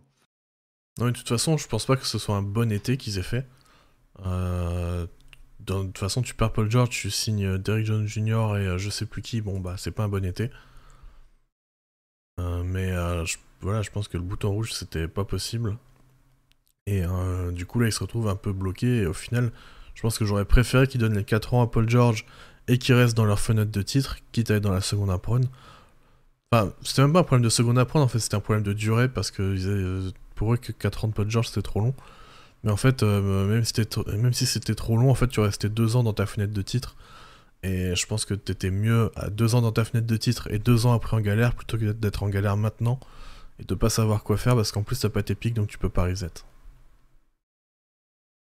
Si on revient sur vraiment l'apport des changements de joueurs qu'il y a eu, donc toi tu dis, Paul, que ce que tu trouves intéressant, c'est que tu es plus deep et que ça va rééquilibrer un peu ton effectif et que pour le coup il y a une opportunité autour de ces rééquilibrages. Je trouve ouais. que c'est vraiment le seul point positif des trades qu'ils ont fait. Moi j'ai beaucoup Je défendu pense cette pas que ce soit plus idée-là. deep, hein, perso. Alors moi je pense pas que ce soit plus deep, mais je pense que les rôles sont plus clairs. Et moi, je crois pas mal à ce truc-là. Je l'ai beaucoup dit la saison dernière que je pensais qu'ils allaient se cracher là quand tout marchait. Je disais que pour moi, le gros point négatif, c'était que les rôles n'étaient pas clairs et que ça se sentait notamment dans les fins de match durant la saison dernière où je trouve ça pas fonctionnel. C'est-à-dire ce côté-là de bon, en fait, si je mets pas dedans, c'est le collègue qui va prendre les tirs. Je pense que ça fonctionne pas comme ça. Je pense t'as besoin d'un volume de mauvais tirs, d'un volume de tirs ratés pour en mettre à un moment donné. Et je trouve que c'était pas fonctionnel. Et je pense que ça, pour le coup, ils vont gagner en clarté. Mais leur problème, effectivement, sur la longueur, c'est un problème de star qui se blesse. Et donc, pour aller dans le sens de ce que dit Quentin, ils avaient une forme de longueur parce qu'ils pouvaient se permettre d'avoir une star blessée parce qu'ils en avaient derrière deux qui étaient super fortes et qui compensaient. Là, on va être d'accord, les gars. Kawhi et James Harden, on est d'accord qu'ils vont se blesser? Oh, Je dis bah, pas, c'est pas une dinguerie de penser qu'ils vont se blesser. c'est pas un risque que tu prends. C'est pas un risque. Quand ils vont se blesser, tu n'auras plus deux joueurs, voire trois. Je suis très sympa avec Westbrook, voire trois, qui sont des générateurs d'attaque. Westbrook devrait partir, visiblement, de ce qu'on comprend. Il n'y en aura plus qu'un. Ils vont pas gagner un match. Ils vont pas gagner un match, hein. Ils sont plus dans une conférence de Barjo, dans une division de Barjo. Ils vont pas gagner un match, hein. Je pense que la saison qui s'annonce est catastrophique pour les Clippers. Je pense que ça va être très compliqué pour eux. Tu vois quoi? Tu les vois en dehors du top 10? C'est compliqué ces trucs-là parce que tu sais jamais au global à quoi ressemble la saison, tu vois. Quand tu fais les projections au début de l'année dernière, en fait, tu fais les projections par rapport au bilan qu'il y a eu l'année d'avant. Sauf que si tu fais une projection Ouais. par rapport au bilan de l'année dernière, oui, si je fais une projection par rapport au bilan de l'année dernière, je les vois en tout cas plutôt autour de la 10e place, quoi. Sauf que peut-être que les playoffs vont se jouer à 48 victoires et pas, je sais pas combien ils étaient cette année, à 54, quoi, tu vois. Ça, je sais pas encore, j'ai pas cette donnée-là. Mais moi, Kawhi, je l'ai trouvé très, très, très inquiétant sur la fin de saison. Je trouvais que son corps était vraiment inquiétant. Il a beaucoup tenté de revenir, ça marchait jamais. J'ai quand même l'impression que son corps est complètement foutu en l'air. Si t'as Kawhi qui joue 30 matchs, sur les 50 matchs sans Kawhi, je suis pas surpris si t'es en 15-35. Ouais. Après, moi, je pars du principe qu'ils jouent 70 matchs, quoi. Je pars du principe que Harden et Kawhi jouent 70 matchs. Donc, tu as un tel niveau de création offensive, de scoring, etc. Ça doit le faire et que je pense que c'est cohérent d'un point de vue global. Après, je suis peut-être trop optimiste, peut-être parce que j'aime beaucoup de base Harden et Kawhi. Et je pense qu'il y a un scénar où la régulière se passe bien et en playoff, tu peux faire la surprise et passer un tour de playoff. est mieux qu'en fait que les 3 dernières années, quoi. Mais bon, je comprends qu'on soit pas tous optimistes le cas Clippers. Ouais. Ils ont quand même perdu, pas en top, en pic, leur meilleur joueur, parce qu'en pic, leur meilleur joueur c'était Kawhi, mais je trouve quand même qu'ils ont perdu leur meilleur joueur de la saison dernière, au global, avec Paul George, qui a fait une très belle saison, qui a toujours ce problématique en playoff, mais qui en saison régulière a été quand même très fort. Tu perds en shoot, Il est quand même avec remplacé le- avec par, le- il est remplacé par quand même pas grand-chose. Enfin, Derrick que Jones dalle, ouais. Jr., j'aime bien, mais t'as quand même des gros compromis avec lui. Chris Dunn, j'aime bien aussi, mais c'est pareil, c'est des compromis, et puis c'est pas un joueur qui te change la donne non plus. Batum, c'est une bonne signature, mais pareil, tu vois, c'est un joueur qui va jouer 25 minutes et qui va être un bon connecteur, un bon tireur, mais voilà, t'es pas non plus sur... et un très bon défenseur aussi, mais t'es pas non plus sur des joueurs qui peuvent remplacer Paul George, en fait. Il remplace par un binôme, qui est le binôme Jones-Batum. Mais le truc, c'est que je trouve que déjà, chez leurs joueurs, les curseurs étaient poussés haut sur la production. Je suis pas sûr que Powell soit capable de produire plus de points qu'il en produit aujourd'hui. Je suis sûr que Kawhi n'est pas capable de produire plus de points qu'il en produit aujourd'hui. James Harden, je pense pas non plus. Je pense qu'il est à ce qu'il est capable, au max de ce qu'il est capable de produire. Là, j'ai vraiment une question de... C'est très con ce que je veux dire, mais les 25 points de Paul George, qui les met quoi Et là, il n'y a rien. À part si Bones Island est responsabilisé et qui se met à être viable en défense. Voilà, alors là, t'es vraiment sur un truc, mon gars. Je paierais pour voir la réaction de Jérémy à cette phrase. On est sur de l'hypothèse, quoi, tu vois. Terrence Mann, il va pas passer à 15 points par match. Ouais. Non plus. Ça, t'es obligé de compter sur un gros leap d'un mec, alors que bah, c'est a priori pas faisable, quoi. Billy Porter Junior. Ouais. Alors ouais, extra sportivement, on va pas faire un débat parce que c'est voilà, mais il avait du talent quand même. Ouais. Sur des postes 2-3, là, t'as un petit peu de création, du scoring. Après, je pense qu'il va pas jouer, Porter Junior. Je pense que c'est un genre de complément. C'est un pari, quoi, tu vois, mais enfin, t'as Porter Junior, t'as Bones Island. C'est café crème café, quoi, un peu. Je pars du principe qu'ils vont trade Westbrook et Tucker, parce qu'ils peuvent pas revenir une saison avec les deux. Ils arriveront à trouver une rotation pas dégueu, par exemple un Brogdon sorti de banc, quoi. Mais contre quoi, Brogdon? Wizard. Enfin, j'entends, mais enfin, ils ont vraiment rien, quoi. L'effectif est pété, quoi. La seule façon d'avoir Brogdon, c'est de lâcher Powell. Mais Powell, c'est un de leurs meilleurs joueurs, ça serait con quand même. Des pics, hein. Enfin, un pic. Tu mets Kofi, tu mets Highland, tu mets un pic. C'est pareil, tu vois. Enfin, là, je suis leur pic 2031. Hop. Tu vois, c'est pareil. Qu'est-ce que tu vas prendre Derrick Jones Jr. Mais qu'est-ce que tu vas prendre Derrick Jones Jr. quand t'as Kofi? Je comprends pas. C'est les deux mêmes. Et puis tu vas le payer 10 millions en plus. Et Kofi est meilleur, tu trouves? Non, je pense que Derrick Jones Jr. est bien meilleur que Kofi. Mais moi, je trouve que Kofi, il est intéressant, quoi. Et que c'était une opportunité de lui laisser du temps. Ah non, moi, je peux pas. Mal avec Kofi, moi. Marrant, on n'a pas la même lecture. Bah, après, c'est quand même pas un joueur qui te change grand-chose, au final. Enfin, je veux dire, même la différence de niveau entre les deux, bon, ça te change pas non plus. Ça te fait pas une énorme différence, je pense. Kidd s'est quand même sacrément pris la tête pour rendre Jones utilisable en attaque. Et il a fait un super taf, mais il s'est quand même vraiment pris la tête pour le rendre utilisable. Je suis pas convaincu que Tyronn Lue soit capable de la même chose. Et qu'en plus, tout ça se basait sur une énorme créativité de Luka et de Kyrie, qui lui donnait de l'espace. Kawhi et James Harden sont pas à ce niveau-là, quoi, de créativité de mi-terrain. Donc, on peut aussi retomber sur le Derrick Jones version Miami, qui était à peine jouable, quoi. Non, il était pas à peine jouable. Il jouait parce que il était très bon sur la zone et il était très bon pour prendre les espaces dans les cuts. Il jouait 20-25 minutes quand même, tu vois. En gros, il était bon et jouable parce qu'il était bien coaché, quoi. Oui. Voilà.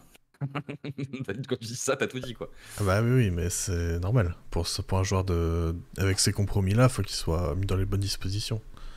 Après, ils l'ont pas payé trop cher. Et je pense qu'il peut être tradable au cours de l'année, mais... Non, mais je pense qu'ils auront des opportunités de trade à la deadline parce que PJ Tucker est expirant, parce que Terrence Mann est expirant, parce que Zubac est expirant, Highland est expirant, Westbrook est expirant, Kofi est expirant. Donc tu vois, t'as quand même... Bon, faut additionner les salaires, mais Tu peux peut-être trouver avec un Tucker plus Highland ou Tucker plus Westbrook et tu files un ou deux second tours, tu vois, tu peux quand même trouver un joueur intéressant. Moi, je mise sur, tu sais, début d'année, on aime bien faire qui sont nos joueurs qu'on imagine, nos gros joueurs qu'on imagine être trade dans l'année, tu sais, nos game changers de trade. L'année dernière, on avait dit, on pensait à Siakam et Lavine. Moi, je suis pas loin de mettre Kawhi tout en haut de la liste. Je serais pas surpris que Kawhi finisse pas la saison là-bas. Tu vois, est-ce que Miami est pas capable d'envoyer Tyler Hero et mon cul Si, hein, normalement. et Rémi Raquez, tu vois, enfin trouver un truc, tu vois, pour récupérer Kawhi, je serais pas surpris. Je sais pas, moi je pense Kawhi partira pas tant qu'il demande pas son trade, et je pense qu'il est chez lui, il est bien et il demandera pas son trade. Ouais. C'est pas faux. Il fait au moins 2 ans. Au moins 2 ans, ouais. Je souhaite pour eux que j'ai raison. Mais qui vont dégager tout ça et partir sur autre chose là. Non mais sans déconner les gars, faut arrêter là. Enfin le truc ça fait 5 ans que ça dure, ça n'a jamais marché. Ah bah. Pourquoi ça marcherait en ayant moins bien? Ouais. Parce que tu passes de Paul George Kawhi à Harden Kawhi, tu vois.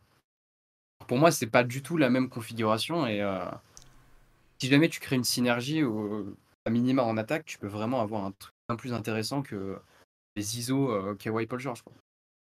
Moi je trouve que la saison de James Harden l'année dernière a été un peu surcotée. En fait, il a été propre comme il l'était aux Sixers, qui fait que effectivement, quand tu as un regard, notamment le regard des analystes, tu sais, très stat avancé, bah t'as un bon bilan en fait, parce qu'il a fait une saison propre. Mais il y a une chute depuis 2 ans de production, de volume de production parce qui est qu'il quand même était à un niveau énorme. stratosphérique.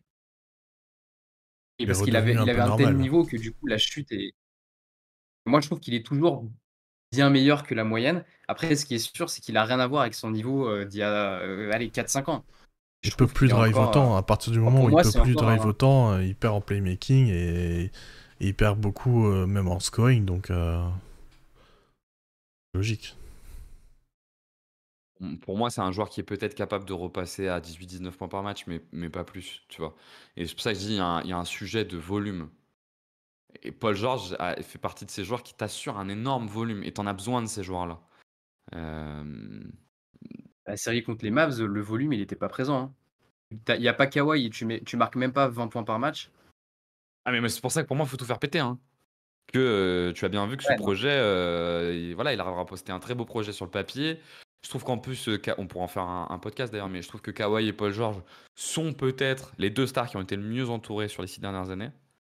Et ils y sont pas arrivés. Donc tu pourras pas faire mieux, je pense. Et j'ai du mal à comprendre voilà, ce choix-là, quoi. Bon, après, je peux me tromper aussi, hein. Ça serait, hein, si j'avais tout en raison, je gagnerais plus d'argent et je travaillerais en NBA. C'est pas le cas. Peut-être un jour, Inch'Allah. Même en NBA, ils seront beaucoup, hein, t'inquiète. C'est pas parti pour. Ils ont quand même perdu. Moi, je trouve que perdre Plumlee, ils ont pas réussi Tace non plus, hein. Perdre Plumlee et Tace, moi j'aimais beaucoup leur rotation intérieure, Zubac, Plumlee, Tace. Ouais, c'était pas mal. Je trouve qu'ils avaient un très bon rapport qualité-prix sur ce trio. Moi, je déteste Plumlee, donc. Ah ouais. C'est bon, on n'a pas la même lecture. Ouais, mais tu vois, maintenant derrière Zubac, t'as rien. Pire rotation l'année dernière.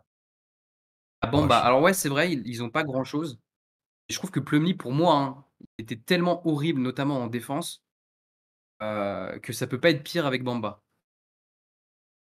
Ah ok, d'accord. Je pense qu'avec Westbrook et Tucker, ce serait bien qu'ils prennent aussi un pivot backup parce que Bamba, c'est peut-être pas suffisant.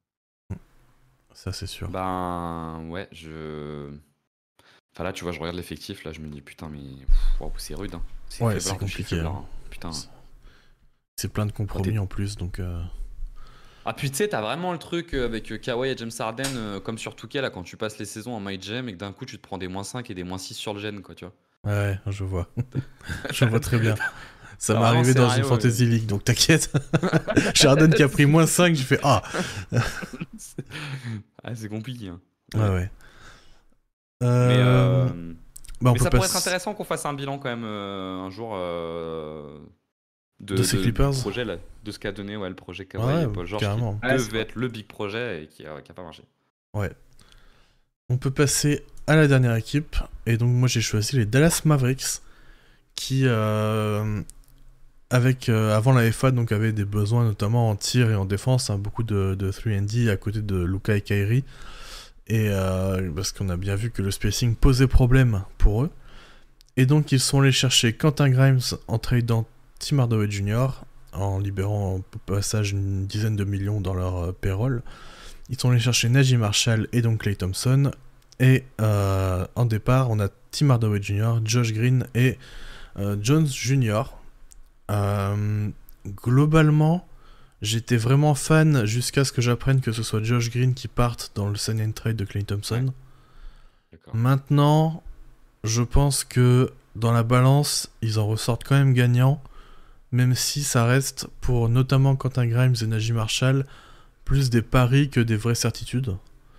Enfin, surtout même pour Quentin Grimes, parce que du coup, lui, il avait pas trop confirmé l'année dernière, il a été échangé aux Pistons, et puis bon, il a pas trop joué, ça a été un peu compliqué. Mais en théorie, ça reste quand même un super profil de 3&D connecteur moderne, en fait, un poste 2-3 moderne, en fait. Donc, à côté de Luka, à côté de Kyrie, je me dis que ça peut être bien. Najee Marshall, il y a eu de la progression à 3 points, mais pareil, on est encore sur du pari parce que c'est pas un joueur qui va t'amener beaucoup de spacing. Hein. L'année dernière, il prenait seulement 2 tirs à 3 points en catch and shoot, certes à 40%, mais seulement 2, donc t'es pas vraiment sur du spacing optimal. Et Klay Thompson, par contre, j'aime bien, même si il a tous les défauts qu'on lui connaît, et on en a déjà beaucoup parlé avec les Warriors plus tôt, ça reste un joueur qui t'apporte quand même beaucoup de spacing, beaucoup de mouvement, et qui va permettre, s'il arrive à se trouver un rôle un peu plus réduit qu'aux Warriors, donc moins de balles en main, tout ça, là il peut vraiment apporter un gros plus à côté de Luka et Kyrie. Voilà, je sais pas ce que vous en pensez vous, mais globalement je suis assez satisfait de l'été de Dallas. Peut-être qu'on peut rappeler, avoir un regard général déjà sur cette free agency. C'est la première free agency avec le nouveau CBA. C'est avec le nouveau CBA. Ouais. C'est la première free agency. Et moi, je trouve qu'il y a quand même un constat global d'une impression que les équipes se sont plutôt globalement affaiblies, à l'exception d'une ou deux qui sont très très fortement renforcées, type OKC. Et je trouve que déjà dans cette free agency-là, si tu fais le constat que tu n'as pas perdu, c'est presque que tu as déjà gagné, quoi. Moi, c'est l'impression que j'ai. Et je suis d'accord que l'impression globale autour de Dallas, c'est qu'ils se sont un peu renforcés. J'ajoute à ça qu'ils ont, je trouve, une des meilleures payrolls de la ligue. Il n'y a pas de joueurs surpayés, il y a beaucoup de joueurs sous-payés. Et ils n'ont même pas fait la connerie, tu vois, de surpayer Clay, ce qui aurait pu venir assez facilement. Donc, je trouve que c'est déjà super intéressant à ce niveau-là. Ils avaient besoin de... Enfin, je reviendrai après sur le shoot. Je vais commencer par un truc négatif. C'est toujours emmerdant de commencer par un truc négatif, mais sinon je vais trop parler. Non, le premier truc qui m'emmerde en fait, c'est que tu avais un énorme besoin de défense et que tu remplaces Green et Jones. Moi, je pensais que le départ de Jones, ça allait être vraiment l'occasion pour Green d'exploser parce que je l'ai trouvé très bon pendant les playoffs et que je trouve qu'il est vraiment, vraiment intéressant. Par Grimes et Hardy en fait. En termes de rotation, ça devrait ressembler à peu près à ça. Et que c'est du tout pour l'attaque, quoi. Enfin, Grimes, moi je trouve qu'il est quand même un peu surcoté, il est pas très grand. C'est pas un mauvais défenseur. Défensivement, il est quand même vachement. Sur les playoffs avec New York, il avait été vachement bon. Ouais, moi je suis toujours un peu prudent avec ces mecs qui sont excessivement bien coachés. Il a perdu un peu la confiance de Thibodeau à un moment donné. Moi, ça m'interroge. Et à Détroit, j'ai regardé quelques matchs Détroit parce que je voulais voir Fournier. J'ai vraiment pas trouvé des trucs incroyables. Et d'ailleurs, ouais, après ça reste Détroit, donc pas joué. Ouais, bon, après, ouais, bon, moi je suis pas un grand fan de Quentin Grimes. Donc voilà, je commence par ce truc-là. Je pense qu'ils se sont dit, notre qualité défensive, elle est quand même portée par notre dissuasion intérieure beaucoup plus que par notre qualité de défense extérieure. Et je pense que c'est une réalité. N'en reste que sur une équipe qui était déjà pas... Enfin, si, la deuxième partie de saison, ils étaient très très moins en défense. Mais qui avait besoin de se renforcer en défense ou à minima de pas perdre, ils ont fortement perdu. Je continuerai après sur les trucs positifs, mais voilà. Déjà, moi, c'est mon premier truc négatif. Vas-y, enchaîne avec un truc positif. Je sais pas trop quoi penser dans le sens où Ouais, c'est vrai, ils avaient un vrai besoin de spacing, notamment sur les postes de forward à 3, 4, 5. Donc, si tu parles du principe que Clay va jouer 3, parce qu'il a quand même plus joué 3 ces dernières saisons que poste 2, bah oui, il répond à un vrai besoin sur le spacing. Il t'apporte pas de création de playmaking, mais bon, t'as as 2 énormes playmakers avec Luka et Kyrie, donc c'est pas vraiment un problème. Attends, c'est vrai que défensivement, je trouve que quand même ils perdent. Et bah, ils ont pris Najee Marshall. Je trouvais qu'il avait fait une bonne saison aux Pels, sans que ce soit exceptionnel, mais il s'était bien intégré aux Pels. Une saison solide des 2 côtés du terrain. Une bonne série aussi contre le Thunder. Maintenant, c'est toujours compliqué avec Clay parce que moi, j'avais un peu peur qu'une équipe lui fasse, lui file un contrat à 30-35 millions. Et au final, la vision de la saison que j'avais de lui l'année dernière, c'était surtout la vision d'un mec payé 41 millions. Et Clay payé 15 millions avec un rôle vraiment, pour le coup, là, de troisième option derrière Luka et Kerry, parce que l'année dernière, il était peut-être encore deuxième option. Il aura peut-être encore plus d'espace aux Warriors. Il va peut-être retrouver encore plus d'efficacité. Pour le coup, ouais, ton spacing, je pense qu'en attaque, ça peut être encore bien meilleur. Maintenant, il y a toujours, quand tu as Luka, Kerry et Clay sur le terrain, tu as quand même un vrai, un vrai manque de défense sur l'homme, de défense point of attack. Si Clay finit les matchs, défensivement, ça risque quand même d'être compliqué, je trouve. Après, sur Dallas, on vient de voir une équipe qui fait finale NBA. Finalement, le contexte de la saison, de la fin de saison, des équipes qu'ils ont affrontées était un peu favorable. Donc peut-être qu'en fait, ils se sont renforcés, mais on risque de les voir sortir en demi, parce qu'en demi, ils vont affronter le Thunder, et cette fois-ci, le Thunder, ils ont Caruso Hartenstein, donc ce sera pas la même affaire. Donc ouais, je sais pas trop, j'ai envie de dire, quand même, ils se sont renforcés, mais il y a toujours des vrais problèmes, comme tu l'as dit, donc il de se Mm. faire un vrai avis sur ces Mavs. Ouais, je suis assez d'accord avec ça. C'est vrai que défensivement, tu règles pas vraiment le souci du point of attack et même globalement, ouais, sur les postes 1, 2, 3, comme tu l'as dit, ça reste un vrai problème. Et en fait, au final, pour les playoffs, t'es vachement dépendant de la match-up. Après, comme Benji le disait tout à l'heure, ils ont un des meilleurs payrolls de la ligue. Ils ont 4 joueurs qui sont même 5 joueurs qui sont entre 8 et 16 millions. Donc ça leur permet de faire des trades finalement assez facilement. Même si tu dois te séparer de Maxi Kleber, bon bah voilà, peut-être que tu peux le faire, ou de Daniel Gafford. Si vraiment tu trouves le bon joueur pour fit à cet effectif, bon bah en fait c'est largement faisable, même si bon ils ont plus trop de pics. Mais du coup ils gardent quand même de la flexibilité avec leurs 2 joueurs qui sont au max, plus ensuite des role players plus qui Ouais. sont payés voilà, autour de 10% du cap et qui sont pas gênants à trade. Le problème, c'est que j'ai du mal à imaginer qu'ils aient pas promis à Clay d'être starter. Parce qu'on sait que ça lui avait fait mal à l'ego là, d'être sur le banc la saison dernière, à tel point ils l'avaient remis dans le 5 en fin de saison, et que c'était plutôt pas mal d'ailleurs quand il est revenu en fin de saison. Et que même si tu fais des trades intéressants, Clay sera sur le terrain. Donc ton 1, 2, 3, ça sera toujours Kyrie, Lucas, Clay. Euh, je capte pas trop là à quoi ça va ressembler la défense extérieure. C'est quoi? C'est PJ Washington qui va Très peur, devoir se coltiner les meneurs adverses. Je comprends pas trop le projet là. Et ça passera parce que je pense qu'ils se disent qu'offensivement, ils sont capables de scorer En fait, c'est tellement de ça, je pense points. qu'ils se disent que autant donner tout à l'attaque et à Luka, et quitte à perdre un peu en défense, voilà, on préfère tout donner à l'attaque, avoir un spacing plus optimal, et on Bah, marquera 130 points et on en prendra 125, quoi. en fait, ils ont préféré minimiser le risque sur un truc qui, par essence, n'est pas très fiable, le tir, plutôt que de se renforcer sur un axe qui est durable, la défense. Donc c'est un vrai pari. Moi, j'aurais pas fait ça parce que le problème sur le tir, c'est que même si tu rajoutes Clay, pendant les finales NBA, qui a été laissé tout seul à 3 points? C'était pas Derrick Jones, hein, c'était PJ Washington. Enfin, tu vas continuer de tomber face à des équipes, comme tu n'es pas en 5 out, tu vas continuer à tomber face à des équipes qui vont faire des paris en fait. Et alors oui, le truc c'est effectivement si PJ Washington met dedans, tu vas commencer là vraiment à être très compliqué à défendre. Euh, mais on reste sur un truc qui est pas fiable, tu vois le tir. C'est-à-dire que tu as choisi, voilà, je pense que c'est vraiment ça. Ils ont choisi de minimiser un aspect du jeu qui n'est pas fiable, de minimiser les risques, plutôt que de renforcer un axe durable la défense. Et c'est un gros pari, quoi. C'est un gros pari. Mais effectivement, quand ils vont se retrouver en playoff, et alors là, pour le coup, je m'imagine contre n'importe quelle équipe du top 10 de la conférence Ouest, et ben bon courage, hein. Bon courage, hein. Tu vois, quand ils vont jouer contre Sacramento, par exemple, je te prends l'exemple de Sacramento, qui n'est pas une top équipe, hein. Ok, les Mavs vont mettre beaucoup de points. Mais enfin, se taper là, les dragsters Fox et Malik Monk, quand pour les défendre, tu vas y aller avec Kyrie Irving et Luka Doncic, enfin, pour moi, c'est quand même un peu suicidaire, hein. C'est quand même un peu suicidaire. Avec Derrick Jones, Derrick Jones Jr., il a un profil, un des profils les plus polyvalents défensivement de la ligue dans les role players, quoi, tu vois. On l'a vu d'ailleurs, hein, quand il a défendu, que ça soit Anthony Edwards, tu vois, il a réussi à faire des bonnes choses.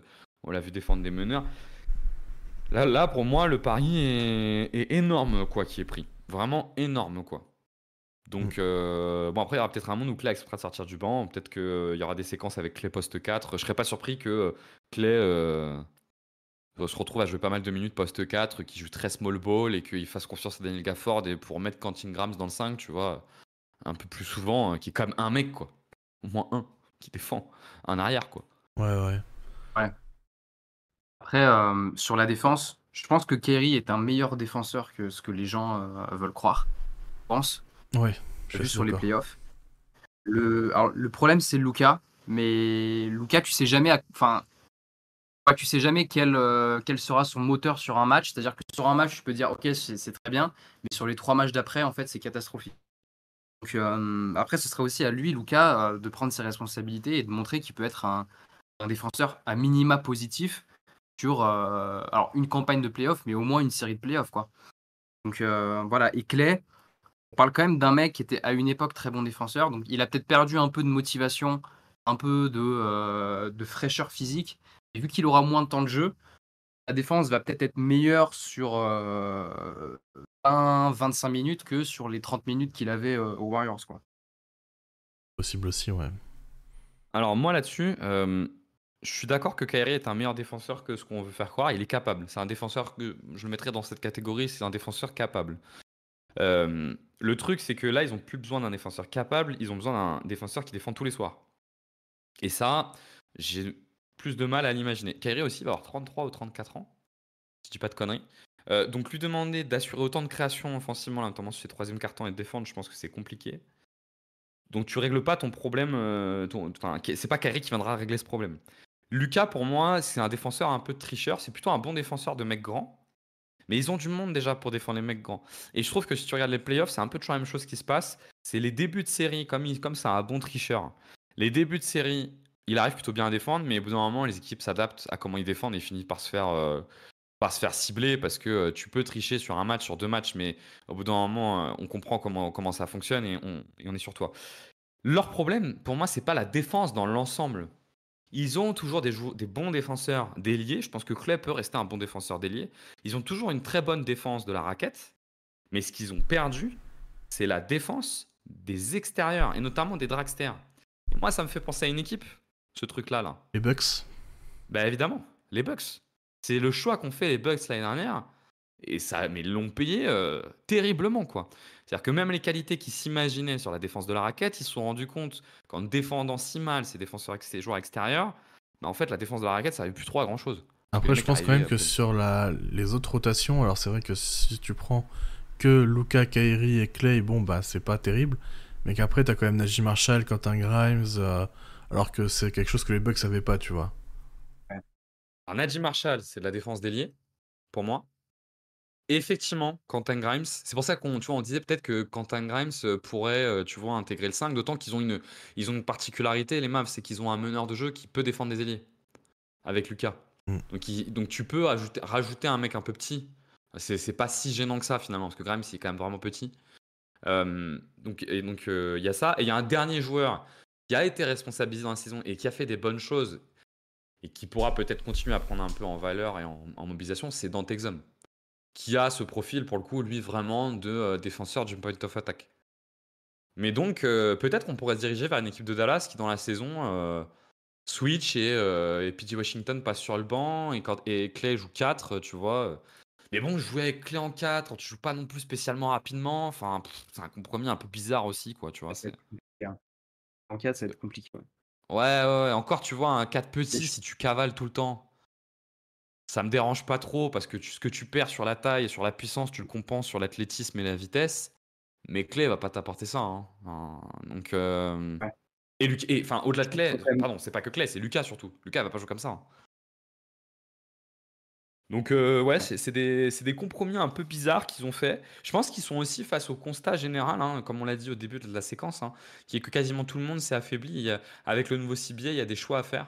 Tu peux plus autant cumuler tes talents. On reviendra peut-être un jour sur pourquoi ils ont fait ce choix-là. La NBA, je comprends toujours pas Merci complètement. CJ McCollum. Hein.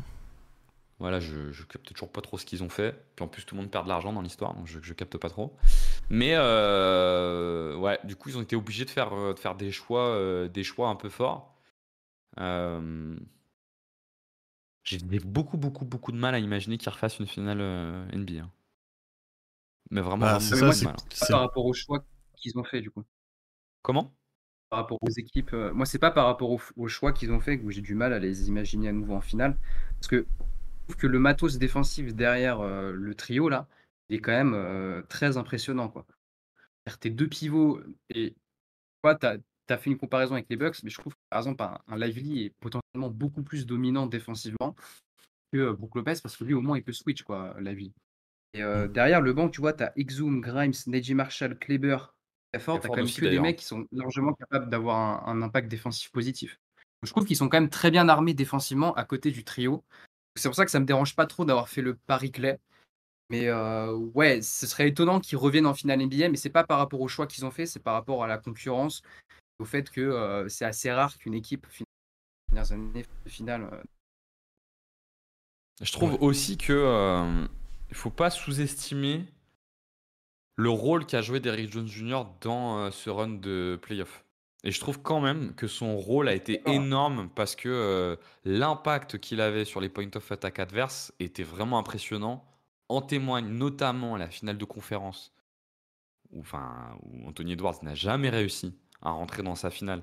Et certainement qu'il y avait un bout qui était dû à la fatigue, mais il y avait aussi un bout qui était dû au profil complètement unique de Derrick Jones Jr. qui offre à la fois de la mobilité et de l'envergure de fou. Et ça, même si Quentin Grimes c'est un bon défenseur, c'est pas Derrick Jones Jr. non plus, quoi, je trouve. C'est pour ça que Donc, je suis haut sur les Clippers, hein, c'est parce que je trouve que Derrick Jones Jr., c'est un très bon ajout. Alors, c'est pas Paul George, mais on va pas revenir sur les Clippers, mais je trouve que on sous-estime un peu le run de DJJ. Ouais, c'est juste que sur les Clippers, en fait, je trouve que le problème, c'est qu'il vient remplacer Paul George et donc ton apport défensif supplémentaire, il est léger. C'est pas un gros gap défensif que tu gagnes. Je suis d'accord qu'aujourd'hui, Derrick Jones Jr. pour moi est un meilleur défenseur que Paul George, mais c'est un petit apport, c'est un petit supplément. C'est pas, t'es pas sur un change-tout, quoi, tu vois. Tu viens pas, par exemple, combler un manque que t'avais. Et ce qui là, pour le coup, aurait pu être quelque chose de très impactant, quoi. On a fait le tour sur ces Mavericks. Bah écoute, je regarde mes notes. Ouais, je pense que voilà, ils avaient besoin de shoot. Le shoot, ils en ont plus, mais ils ont toujours ce problème de PJ Washington qui va être un point d'interrogation. Et puis après, point un peu étonnant, mais pourquoi pas, hein, pourquoi pas. En tout cas, c'est bien qu'une équipe soit consciente qu'elle est peut-être arrivée en finale NBA un peu par hasard et qu'en tout cas, ça n'a pas suffi pour être champion et qu'elle se dise, bah, faut faire un peu différemment, vu que ça n'a pas marché comme ça, faut passer par une autre voie, quoi. Ouais. Ça, je trouve que c'est un angle intéressant pour eux. Paul, un dernier mot? Les Mavs, non, mais je pense qu'on a tout dit, ouais. Très bien. Eh bien, écoutez, peut-être qu'on refera un deuxième épisode sur l'intersaison plus tard. Et de toute façon, on trouvera probablement d'autres sujets pour cet été. Et puis on se dit à la prochaine. Bonne journée, bonne soirée. Salut!